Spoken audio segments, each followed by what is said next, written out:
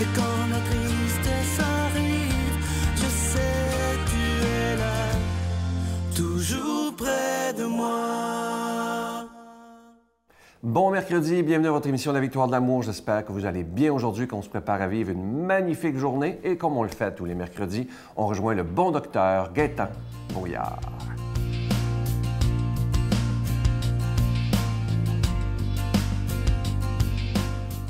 Bon matin tout le monde, ça me fait plaisir de vous revoir ce matin.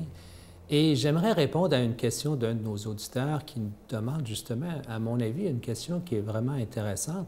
Est-ce que le jeûne est important? Évidemment, ça défait un peu nos valeurs où on dit il faut manger 3 à 6 fois petits repas par jour. C'est important d'avoir constamment cette nourriture. Mais de plus en plus, la science nous dit qu'effectivement, ce que j'appelle le jeûne intermittent, c'est-à-dire que le jeûne que vous allez faire de façon sporadique et un jeûne que j'appelle calculé également, a vraiment des propriétés très intéressantes pour la santé.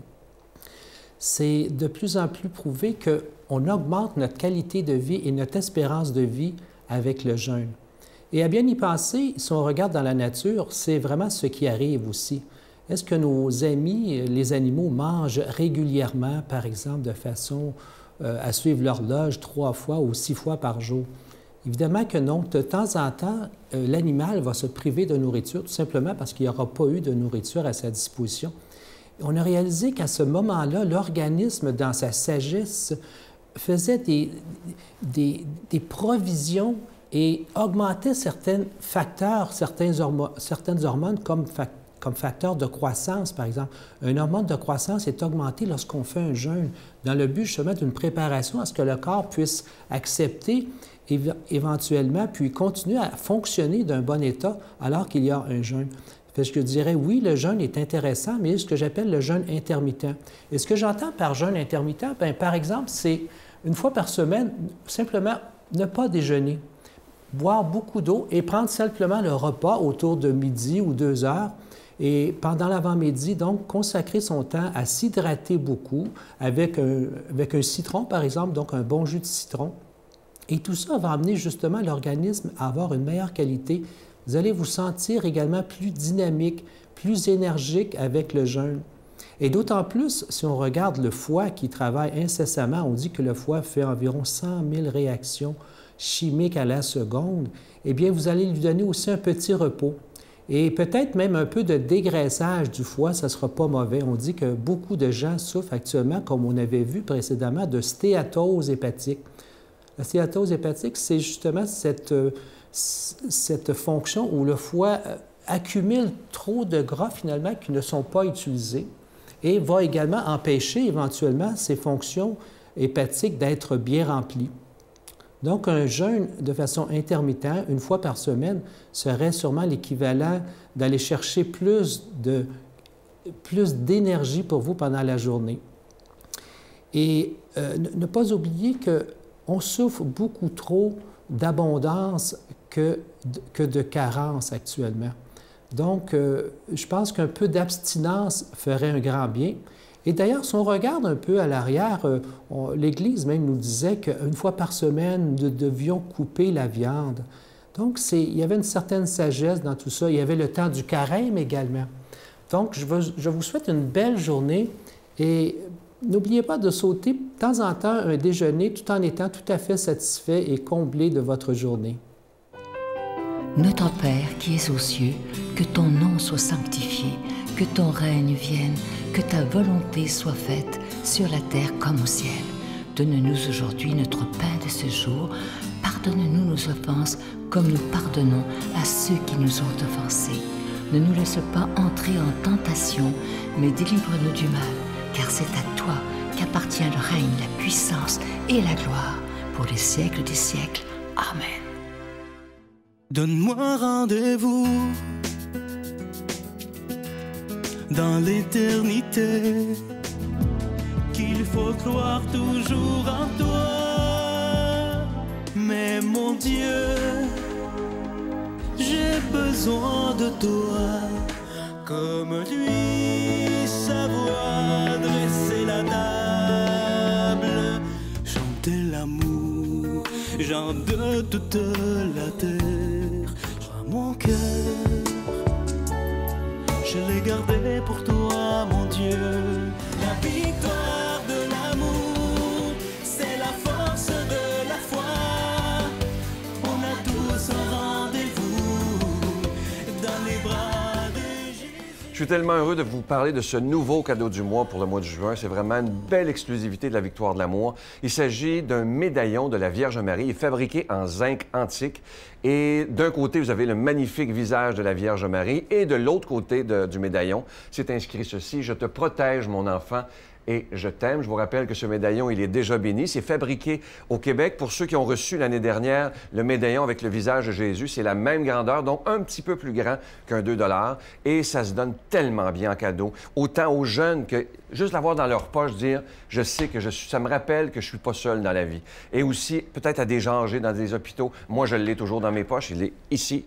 Et je dois vous dire que ça fait du bien juste de se rappeler que dans les moments d'épreuve, notre Mère du ciel nous accompagne. Alors, je vous rappelle que c'est avec un don de 25 $, et si vous en voulez deux, un don de 40 $. Et je vous rappelle que la quantité est très limitée. Je vous donne l'adresse: La Victoire de l'amour, casier postal 120, succursale Boucherville à Boucherville, le J4B 5E6, je vous la redonne. La Victoire de l'amour, casier postal 120, succursale Boucherville à Boucherville, le J4B 5E6. Également par téléphone, par carte de crédit, du lundi au vendredi, de 8h30 à 16h30 dans le 514-523-4433, 523-4433, ou sans frais, le 1-888-811-9291, 1-888-811-9291, et aussi sur notre site Internet, le www.lavictoiredelamour.org. Regardez une dernière fois ce magnifique médaillon en zinc antique. Vous le recevrez très rapidement, mais n'oubliez pas, c'est une quantité très, très limitée.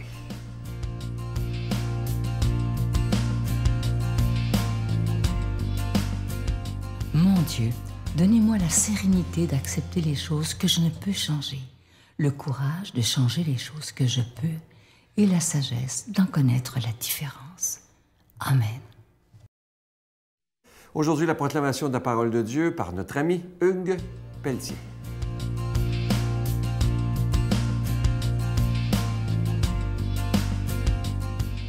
Bonjour, c'est une joie d'être avec vous ce matin pour commenter la parole de Dieu. Évangile de Jésus-Christ selon saint Marc. Des Sadducéens, ceux qui affirment qu'il n'y a pas de résurrection, viennent trouver Jésus. Ils l'interrogeaient.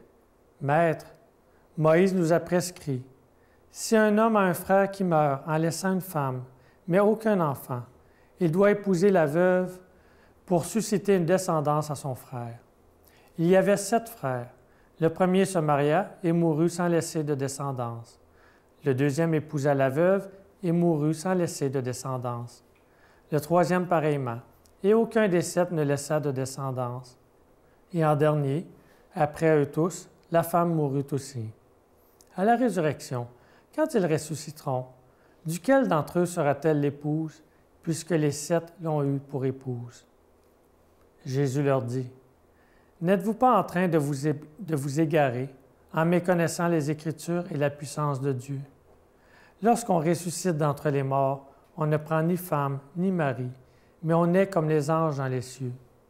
Et sur le fait que les morts ressuscitent, n'avez-vous pas lu dans le livre de Moïse, au récit du buisson ardent, comment Dieu lui a dit, « Moi, je suis le Dieu d'Abraham, le Dieu d'Isaac, le Dieu de Jacob. » Il n'est pas le Dieu des morts, mais des vivants.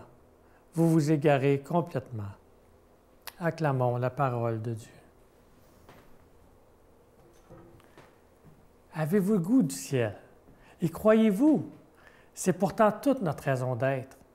Le Christ est venu. La bonne nouvelle, d'abord, c'est que Dieu nous aime. On est infiniment aimé, quoi qu'on fasse. Est-ce qu'on pourrait faire quelque chose qui ferait qu'on serait aimé plus? Et la deuxième bonne nouvelle, c'est qu'il nous a sauvés. Qu'est-ce qu'il veut dire? Il nous a fait pour son royaume, il nous a fait pour vivre avec lui toujours. Il y a, dans la vie chrétienne, on entend, le ciel, c'est la vie éternelle avec Dieu, un état de bonheur suprême et définitif, l'objet véritable des aspirations de l'être humain. Saint Paul va nous dire dans Corinthiens, Dieu m'a préparé un monde différent et merveilleux que personne n'a vu de ses yeux, ni entendu de ses oreilles, ce que le cœur de l'homme ne peut même pas imaginer. On va entendre aussi, nous sommes des fils royaux en exil, en terre d'exil. On est dans un monde où une auto neuve n'est pas sitôt sortie de l'usine, que déjà elle commence à pourrir. On sait bien qu'on n'est pas fait pour ce monde et on sait que ce monde va prendre fin. Est-ce qu'on n'a pas le goût d'un monde merveilleux? Regardez, quand on a un enfant, on lui prépare un nid, une chambre. Quand c'est notre Père du ciel qui nous prépare notre chambre, est-ce que ça ne peut pas être extraordinaire? On n'a même pas idée de ce que peut être le ciel. On est fait pour le ciel. Il y a un film ici que vous avez peut-être déjà vu, et c'est étonnant de voir que le titre anglais dit « Le ciel existe pour vrai ». Dans la traduction québécoise, on est plus timide, plus frileux. Et si le ciel existait? C'est différent quand même. Et c'est incroyable de voir que ce petit garçon qui a eu la chance d'aller au ciel, personne ne le croyait et ils ont été obligés de se mettre à l'évidence. Il nous dit de ne plus avoir peur. Il nous dit comment c'est beau et merveilleux. Et même son père, qui est pasteur, doute. Mais comment peut-on croire en Jésus-Christ et ne pas avoir le goût d'aller au ciel? C'est pourquoi il est venu nous annoncer qu'on était fait pour le ciel. Vous connaissez la chanson « Tout le monde veut aller au ciel, mais personne ne veut mourir ». C'est notre peur. Mais qu'on croit au ciel ou pas, on va mourir. Mais si on sait qu'on s'en va au ciel, Bushman, je pense qu'il n'est pas canadien encore, quand on lui a annoncé « Tu ne traverseras pas la nuit », il était heureux, non pas qu'il était suicidaire, mais il dit « Bon, mais c'est ce soir, je m'en vais voir Dieu, c'est une bonne nouvelle ». Les voyants à Medjugorje vont nous dire que la mort, c'est comme traverser une pièce. Après ça, ils se reprennent et disent « Non, c'est comme partir d'un coin et aller à l'autre coin, rejoindre notre Dieu ». Nous n'avons pas à avoir peur. Et il nous dit que le ciel, il n'y a plus de mariage au ciel parce que le mariage, un mariage heureux, on a une telle intimité avec la personne. On peut être soi-même, on peut être à nu et être soi-même, ne pas avoir peur d'être jugé. Le ciel, ce sera ça avec tout le monde. L'intimité sexuelle en moins, ça ne sera plus nécessaire, il n'y aura plus de procréation, mais on sera tellement bien. Si on ne fait pas les pardons sur la terre, il faudra les faire au ciel avant d'aller au ciel. C'est tout ce que Dieu nous demande. N'écoutons pas les Sadducéens de ce monde aujourd'hui. Qui sont-ils? Ceux qui nous disent qu'il y a les voyants peut-être, les adeptes de la réincarnation, revenir dans ce monde, alors que nous sommes sauvés et attendus pour l'éternité par notre Père. Voici la bonne nouvelle. Seigneur, donne-nous cette foi de croire que nous sommes attendus et bénis-nous, toi qui es Père, Fils et Esprit Saint. Amen. Je vous salue Marie, pleine de grâce. Le Seigneur est avec vous. Vous êtes bénie entre toutes les femmes, et Jésus, le fruit de vos entrailles, est béni. Sainte Marie, Mère de Dieu, priez pour nous pauvres pécheurs, maintenant et à l'heure de notre mort. Amen. Je vous rappelle ce magnifique cadeau du mois. On en est très fiers, une exclusivité de la Victoire de l'amour, ce médaillon de la Vierge Marie qui est fait en zinc fini antique. D'un côté, ce beau visage de notre Mère du ciel, Marie, et de l'autre côté, c'est inscrit « Je te protège, mon enfant, et je t'aime ». Ce médaillon se donne tellement bien à des personnes autour de nous et ça nous fait un beau cadeau pour nous aussi. Moi, je l'ai toujours dans mes poches et je vous rappelle qu'il est déjà béni. Je vous rappelle également que nous sommes présentement avec Sœur Angèle en Italie avec un groupe d'une centaine de personnes pour fêter ses 60 ans de vie religieuse. Moi, je vous le dis, suivez-nous sur Facebook, je mets plein de vidéos. C'est un peu comme si vous viviez le voyage avec nous. À demain. Mais la deuxième partie de la phrase, c'est comme soi-même. Donc ça présuppose... Et on l'oublie souvent, ça présuppose qu'il faut s'aimer soi-même. Donc Jésus aussi nous intimait l'ordre, quelque part, d'apprendre à nous aimer.